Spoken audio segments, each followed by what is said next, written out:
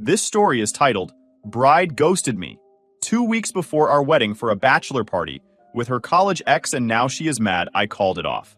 Hey everyone, if you enjoy the content, please hit that subscribe button. It means the world and helps keep this journey going strong. Now let's start the video. OP starts by saying, I'll start by saying, this post is more for me to vent than anything else. If you've ever been in a situation where someone you love completely betrays your trust, you might relate. I honestly don't know what to feel anymore. I'm sitting here in an empty apartment, writing this, when 2 weeks ago, I thought I'd be married by now. But here's where it all began. 2 weeks ago, I woke up like any other day. I reached over to her side of the bed, but it was empty. At first, I didn't think much of it. Maybe she went for a jog or had an early morning errand. It wasn't until I got up, brushed my teeth, and saw her side of the bathroom untouched that I started to feel weird. She hadn't been here since last night. I tried calling her. Straight to voicemail. I texted, hey, where are you? Woke up and you weren't home. No response. As the hours passed, I started panicking. Mia always kept me in the loop. If she was going somewhere, she'd at least drop a text. By the afternoon, her phone was still off, and I was already spiraling. My mind was racing. Was she okay? Had something happened to her? I called her family, thinking maybe she went there. Her mom didn't know where she was and sounded just as concerned. Her dad said, she didn't mention anything about leaving. That's when I really started to freak out. If her own parents didn't know where she was, this wasn't just a small miscommunication. Next, I reached out to her friends. No one answered. Some left me on read, which pissed me off even more. They were always chatty when we were out at dinner or parties, but now they were suddenly silent. I was losing it. By the evening, I was pacing around the living room. Should I call the police? What if something bad had happened? I barely slept that night. My phone was glued to my hand. Every time a notification popped up, my heart would jump. But it was never her. Around 4 a.m., completely exhausted, I opened Instagram out of habit, scrolling mindlessly, and then I saw it. A group photo. A bunch of her college friends at some bar, laughing, drinks in hand. And there she was, front and center, smiling like she didn't have a care in the world. My stomach dropped. I stared at the picture, hoping I was wrong, but it was her. The bar was tagged in the post. Out of curiosity, I tapped on it and realized it wasn't even local. It was in Spain. Spain. My fiancé, the person I was supposed to marry in 2 weeks, had hopped on a plane and flown halfway across the world without telling me. I felt like my brain couldn't process it. This wasn't real. It couldn't be. But there she was, grinning with her friends like everything was fine. No message, no call, no explanation. Nothing. I was furious. I mean, who does that? How do you just disappear without a word to your partner? I texted her immediately. I know where you are. You better get on the next flight home or this wedding is off. I didn't even care if I sounded harsh. What else was I supposed to say? I poured my heart into a follow-up message, telling her how disappointed I was. But did she respond? Of course not. Her phone was still off. I ended up staring at the ceiling for hours, replaying every moment of our relationship in my head, trying to figure out how we got here.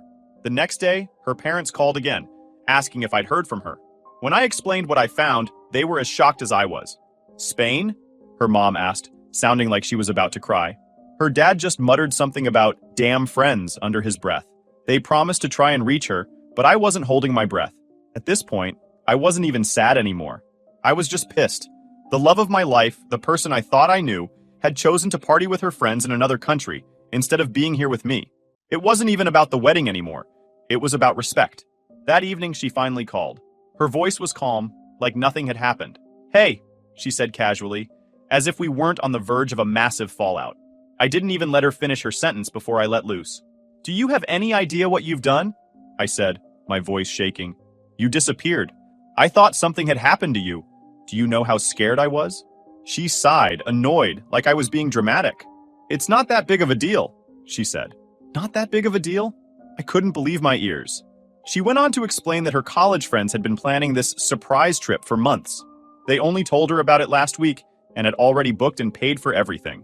She didn't want to go at first, she claimed, but they insisted and didn't want to waste the money. I asked her why she didn't just tell me. Because I knew you'd overreact, she said. I wanted to go. I deserved it. I haven't had a trip with my friends in years. Overreact? I didn't even know what to say to that. I was too stunned to yell. I asked her point blank, what about our wedding? Did you think about that? She shrugged it off. I'll be back before then. It's just 2 weeks. Relax. Relax. That word set me off. If you're not back tomorrow, I told her, there won't be a wedding to come back to. Her response? I already told you I'm staying. Deal with it. And then she hung up. I'm not proud of what I did next, but I spent the rest of the night stewing in my anger. Every time I thought about her sitting in some bar in Spain, laughing it up while I was here cleaning up her mess, my blood boiled. That's when I made the decision. I wasn't waiting for her to come back. I was calling off the wedding. She wanted to party? Fine. She could party all she wanted, but she wasn't going to party her way back into my life. The morning after that awful call, I woke up feeling hollow. I'd barely slept, replaying our conversation in my head over and over. I kept thinking, how did it come to this? Just days ago, we were picking out cake flavors and finalizing the guest list. Now I was staring at the ceiling, trying to convince myself this wasn't all a bad dream. When I finally dragged myself out of bed, the first thing I did was check my phone. No texts, no missed calls, no apologies. She wasn't going to reach out. I think deep down, I already knew that. I started scrolling through Instagram again, even though it felt like punching myself in the face. More pictures, more stories. She was at some beach this time, drink in hand, arm around one of her friends. She looked so happy. I wasn't even jealous at that point. I was just angry. It wasn't just that she was partying while I was losing my mind. It was that she didn't seem to care. Not about me, not about us. I decided I wasn't going to sit around waiting for her to come to her senses. The first thing I did was text the wedding planner. We need to talk, I wrote. It felt surreal typing those words, like I was talking about someone else's wedding. She responded almost immediately, probably assuming I had some last-minute change to the seating chart. Little did she know. Next, I drafted a message to our guests. I stared at it for what felt like forever, rewriting the words in my head before finally typing them out. Period. Hi everyone. I wanted to let you know the wedding is canceled. Please don't contact me about this right now. I need time to process everything. Thank you for understanding. I didn't explain. I didn't feel like I owed anyone more than that. As soon as I hit send, the messages started pouring in. Most were sympathetic. So sorry to hear this, or let me know if you need anything. But a few people wanted details. What happened? They asked. Are you okay? I ignored them. I wasn't ready to talk about it. By the afternoon, word had gotten around. Her parents called me, their voices shaky with confusion. What's going on? Her mom asked. Why are people saying the wedding is canceled? I explained everything, from the moment she disappeared to that awful phone call.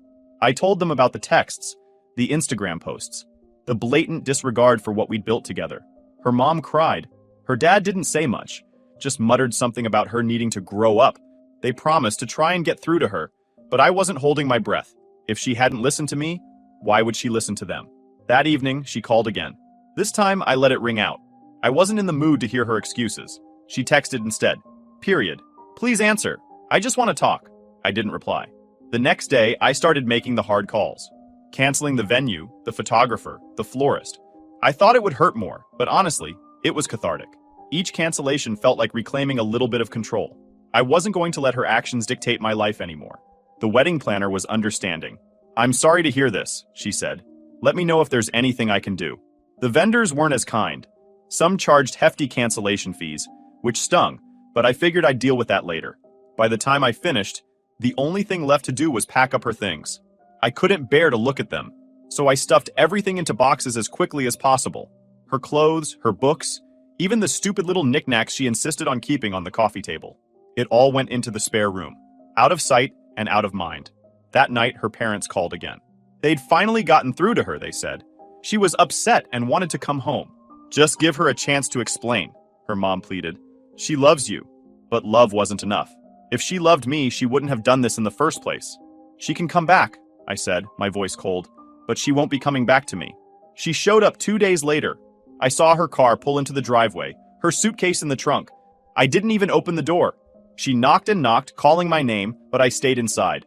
Please, let's talk, she shouted. We can fix this. Her voice cracked, and for a moment, I almost caved. Almost. But then I remembered the phone call, her laughing in the Instagram stories, the way she told me to deal with it. I already told you, I said through the door. The wedding is off. You made your choice.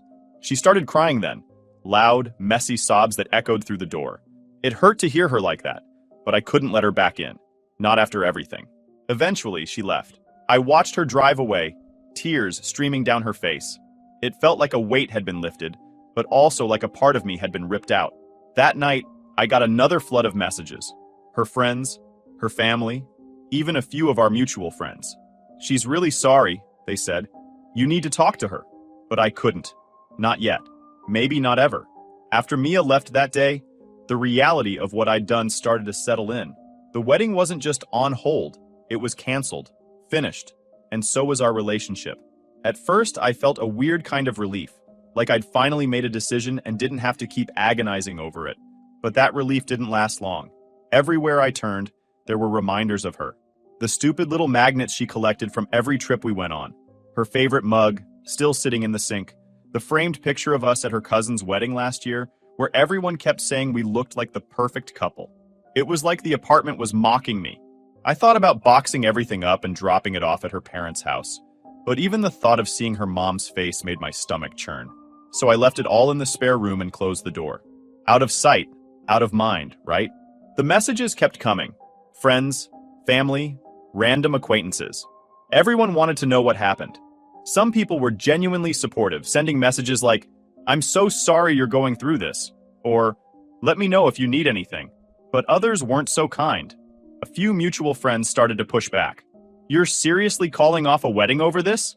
One of them wrote. "She didn't cheat on you. She just went on a trip with her friends. Don't you think you're overreacting?" Overreacting. That word kept coming up, and it pissed me off every time. I wasn't overreacting. This wasn't about the trip. It was about the way she handled it. She didn't just book a last-minute flight. She ghosted me. She ignored my calls, my texts, everything.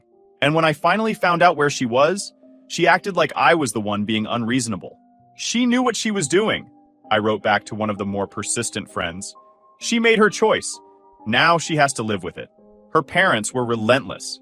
They called me every day for a week, begging me to talk to her. "She's devastated," her mom kept saying. "She knows she made a mistake." At one point, her dad even tried to guilt trip me. "You've been together for 6 years," he said. "Are you really going to throw all that away over one bad decision?" That phrase stuck with me. One bad decision. Was it really just one bad decision, though? Or was it a sign of something deeper? I couldn't stop thinking about what she said on the phone, how she needed life experiences before settling down. It was like she was already regretting the life we were building together, and I couldn't unhear that. Suri. Eventually, my parents got involved. I don't know if Mia's family called them, or if word just got around. But one night, I got a text from my mom. "We need to talk." When I called her back, she didn't waste any time. "What's going on?" she asked. "Why is the wedding canceled?" I tried to explain, but it didn't seem to sink in. She kept interrupting, asking why I couldn't just forgive her and move on. "People make mistakes," she said. "You're not perfect either, you know." That stung. Of course I wasn't perfect. No one is. But this wasn't some minor argument about where to go for dinner or who forgot to do the dishes. This was my fiancé abandoning me 2 weeks before our wedding to party in another country. "It's not just the trip, Mom," I said. "It's the way she handled it. She didn't respect me. She didn't respect us." She sighed. "I just think you're making a big mistake." That was the end of the conversation. The tipping point came a few days later when Mia's friends emailed me. Not just a text or a DM, an actual email. I guess they figured I'd block them on everything else, so this was their last resort. The message started off with some half-baked apology. "We're sorry about how things turned out," they wrote. "We didn't mean for it to go this far." But as I kept reading, it became clear they weren't apologizing for what they did. They were trying to shift the blame onto me. "She was really looking forward to this trip," they wrote. "She's been so stressed about the wedding, and we thought it would help her relax. We didn't think you'd react like this. React like this. Like it was my fault for being upset that my fiancé disappeared without a word. The worst part? They admitted they'd encouraged her to ignore me. We told her not to worry about your texts," they wrote. "We thought you'd cool off once she got back." Cool off? They thought I'd cool off while they were halfway across the world partying with my fiancé? I didn't even finish reading the email. I deleted it and blocked their address. By the end of the week, I'd reached my breaking point. I texted Mia's parents and told them she could come by to pick up her stuff. I wasn't going to drop it off, and I wasn't going to stick around for some big emotional confrontation. "Just tell her to come when I'm not home," I wrote. Her mom called me immediately. "Please, just talk to her," she begged. "She's been crying nonstop. She's not eating, she's not sleeping, she needs to see you." "She needed to see me before she got on that plane," I said. That shut her up. The next day, Mia texted me for the first time since she got back. "Can we talk?" she wrote. "I just want to explain." But I didn't need an explanation. I already knew everything I needed to know.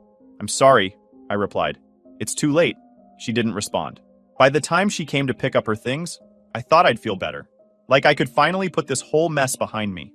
But as I watched her dad carry box after box out to the car, I felt this weird ache in my chest. This wasn't how things were supposed to end. We were supposed to be building a life together, planning our future, growing old, side by side. And now all of that was gone. When they were done, her dad came up to me and shook my hand. "I'm sorry it had to end like this," he said. "Me too," I replied. Mia didn't say anything. She just got in the car and drove away. Like me. That night, I sat in the empty apartment and stared at the boxes she'd left behind. Photos, letters, little souvenirs from our trips. I didn't have the heart to throw them away. Not yet. Instead, I shoved them into the closet and closed the door. The days following Mia picking up her things were quiet, but not in the peaceful way I'd hoped. The silence was suffocating, like the walls of the apartment were closing in. It was the first time in years I had no one to text, no one to call. I couldn't even check social media without being reminded of her. Her friends, who I'd already blocked, started trying other ways to get through to me. A couple of mutual friends who hadn't yet picked a side tried playing mediator. "Mia really regrets everything," they told me. "You should talk to her." Just one conversation. I told them the same thing I told everyone else. "It's over. Please stop bringing this up." But the pressure didn't stop. Some friends, ones I thought would have my back, started turning on me. "You're being selfish," one of them texted. "You've been with her for 6 years, and you're throwing it all away because of your ego." That word again. Ego. Like I was some kind of control freak who couldn't handle her having fun without me. It wasn't about that. It was about trust. About respect. I blocked that friend too. My parents, on the other hand, were relentless. Every time I talked to them, they brought Mia up. "You should give her a chance," my mom said for the third time in as many days. "She made a mistake, but she's young. You both are." "She's not too young to know how to communicate," I snapped. My dad chimed in. "Son, sometimes you have to look at the big picture. Are you really ready to let 6 years go because of one fight?" "It wasn't a fight," I said. "It was a choice. And she chose to leave." They didn't get it. They probably never would. The breaking point with my parents came a week later when I stopped by their house to pick up some of my old stuff. My mom cornered me in the kitchen and started her usual spiel. "She's been calling us," she said. "She's devastated. Don't you think you should at least hear her out?" "No, Mom," I said, trying to keep my voice calm. She pressed on. "She's a good girl. You know that. She just got caught up in the moment. It doesn't mean she doesn't love you." I lost it then. If she loved me, she wouldn't have done this. End of story. My mom looked like I'd slapped her. She didn't say anything after that, and when I left, I could tell things weren't going to be the same. In the middle of all this, Mia's college friends reached out again. This time, they texted me from a new number. "We just wanted to say sorry again for what happened," the message read. "We didn't mean for things to get this bad." I didn't even respond. They'd already made their position clear when they convinced Mia to ignore me and stay in Spain. Their apologies meant nothing now. But they kept texting. "She's miserable without you," one of them wrote. "She's willing to do anything to fix this. Please talk to her." I blocked the number. The thing is, I wanted to move on. I wanted to wake up one day and not feel like my life had just imploded. But every time I tried, someone else would drag me back into the mess. Mutual friends, her family, even people who barely knew us were weighing in like they had any right to tell me what to do. The only thing that helped was work. I started throwing myself into my job, taking every shift I could, staying late whenever possible. It was exhausting, but at least it kept my mind off things. I also started going to the gym. Not because I had some grand plan to glow up or win the breakup, but because I needed something, anything, to get me out of the house. At first, it was just a way to kill time, but eventually, it became a routine, a distraction. 2 weeks after Mia picked up her stuff, I got a text from her parents. "She'd like to talk to you," her dad wrote. "Just one conversation, for closure." Closure. That word made me laugh bitterly. She didn't care about closure when she left for Spain. She didn't care about it when she ignored my calls and told me to deal with it. Now she wanted closure? I didn't reply. A month later, I ran into her at a coffee shop. I hadn't seen her since the day she came to get her things, and it caught me off guard. She was sitting by the window, staring at her phone. She looked tired, older somehow. I froze. Part of me wanted to leave before she saw me, but before I could turn around, she looked up. Our eyes met, and for a moment, it felt like time stopped. She smiled faintly and waved. I hesitated, then walked over to her table. "Hi," she said softly. "Hi." We stood there awkwardly for a few seconds before she gestured to the chair across from her. "Do you want to sit?" I did. We didn't talk about the wedding, or the trip, or any of the things that had torn us apart.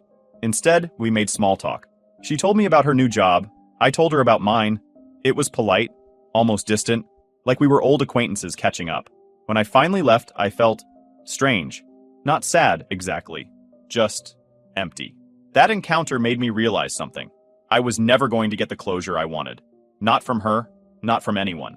The only way to move on was to accept that some things don't make sense and some wounds don't heal cleanly. So that's what I've been trying to do. After that run-in with Mia at the coffee shop, I thought about her a lot. Not in a maybe we'll get back together kind of way. More like trying to make sense of the past 6 years. What went wrong? Could I have done something differently? Was I too harsh? Too inflexible? Those questions haunted me. I'd go over everything in my head late at night when the apartment was too quiet. The way she'd laughed when we first met in college. How we'd stayed up all night talking about our dreams, and how sure we'd been about our future together. 6 years of memories. And yet, here we were, strangers now. I started therapy about 3 months after the breakup. A good friend, one of the few who had stuck by me through all this, suggested it. At first, I didn't think I needed it. "I'm fine," I told her. "I just need time." But time wasn't helping. Every time I felt like I was moving on, something would drag me back. A memory, a text from someone who didn't know the wedding was off, even a random song on the radio. It was exhausting. The first therapy session was awkward. I didn't know where to start, so I just blurted out, "I was supposed to get married, but I called it off." The therapist nodded and asked me to explain. As I talked, all the anger, confusion, and guilt I'd been bottling up poured out. By the end of the session, I felt like I'd run a marathon. Therapy didn't fix everything overnight, but it helped me unpack a lot of things I hadn't even realized I was carrying. I started to see how much of my anger wasn't just about the trip, but about deeper issues. The way Mia had handled things showed me how differently we saw our relationship. To me, marriage was a partnership. To her, it seemed like something she was doing because it was expected of her. The therapist asked me a question that stuck with me. If this hadn't happened, do you think you'd have noticed these differences later? I thought about that a lot. Maybe the wedding would have gone ahead, and we'd have spent years together before realizing we weren't on the same page. Maybe it was better that it ended now, even if it hurt like hell. I started focusing more on myself. I wasn't just going to the gym anymore. I was setting goals. I started running in the mornings, something I'd never done before. I signed up for a cooking class because I was tired of eating takeout every night. Work became my safe space. I threw myself into projects, volunteered for extra tasks, and even got a small promotion after a few months. My coworkers joked that I was turning into a workaholic, but I didn't care. It was better than sitting at home, wallowing. Mia texted me once, about 6 months after the breakup. It was short, just a simple, "I hope you're doing well." I stared at the message for a long time, unsure how to respond. Part of me wanted to ignore it, but another part wanted to say something back. Not to rekindle anything, but just to, I don't know, acknowledge the time we spent together.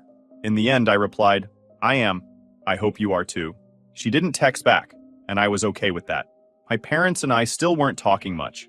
They'd been so caught up in the idea of Mia and me as the perfect couple that they couldn't see how toxic things had become toward the end. Every time I tried to explain, they'd brush it off as me being stubborn or dramatic. It hurt, but I decided I couldn't keep chasing their approval. I started spending holidays with friends instead of family, and honestly, it was better that way. A year after the wedding that never was, I realized I felt lighter. Not happy, exactly, but no longer weighed down by everything that had happened. I wasn't angry anymore. I wasn't constantly replaying our conversations in my head or wondering if I'd made the right choice. I saw Mia one more time, at a mutual friend's wedding. She was with someone new, and so was I. We exchanged polite smiles from across the room, but neither of us approached the other. Later that night, as I danced with my date, I realized I wasn't sad. I wasn't jealous. I wasn't anything. It was over. Looking back now, I think canceling the wedding was the best decision I've ever made. It was painful and messy and absolutely gut-wrenching, but it forced me to confront things I might have ignored otherwise. I learned a lot about myself in the past year. I learned how to set boundaries and stand up for what I need in a relationship. I learned that it's okay to walk away from something, even if you've invested years into it, if it's no longer serving you. Most importantly, I learned that sometimes letting go is the only way to move forward. If you've made it this far, thanks for reading. I don't know where life will take me next, but for the first time in a long time, I'm excited to find out. Stay strong, and don't settle for less than you deserve.